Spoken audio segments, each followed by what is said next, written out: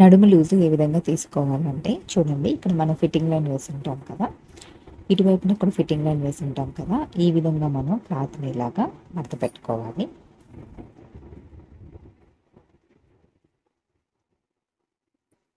చూడండి, ఇప్పుడు మనము కింద ఫిట్టింగ్ లైన్ పైన ఫిట్టింగ్ లైన్ రెండు కలిసే విధంగా ఈ విధంగా మనం క్లాత్ని మడత పెట్టుకోవాలి. ఇప్పుడు మనం ఇక్కడ నుంచి ఇక్కడికి ఎంత ఉంది అనేది నడుము లూజు చూసుకోవాలి. ఇక్కడ మీకు ఎంతైతే వస్తుందో దీనికి మనం ఒక 1 ఇంచ్ ఎక్స్ట్రా అనేది కలుపుకోవాలి. ఇక్కడైతే నాకు 6.5 వచ్చిందండి, కాబట్టి 7.5 పెట్టుకోవాలి. అంటే ఇక్కడ మీకు నడుము లూజు ఎంతైతే వస్తుందో దానికి ఒక 1 ఇంచు కలిపి పెట్టుకోవాలి. ఓకేనా. ఇప్పుడు ఇక్కడికి 7.5 పెట్టాలి. అంటే కొలత పెట్టుకున్నప్పుడు 6.5 వచ్చింది కాబట్టి, అంటే మీకు ఎంత వస్తే దానికి ఒక 1 ఇంచ్ ఎక్స్ట్రా కలిపి ఇక్కడ మీరు మార్కింగ్ చేసుకోవాలి. ఇప్పుడు కింద మనం ఎంతైతే మార్కింగ్ చేస్తున్నామో అంతే మనము పైన కూడా మార్కింగ్ చేసుకోవాల్సి ఉంటుంది. ఓకేనా. కింద మనం 7.5 మార్కింగ్ చేస్తాం కాబట్టి పైన కూడా మనం 7.5 మార్కింగ్ చేసుకోవాల్సి ఉంటుంది.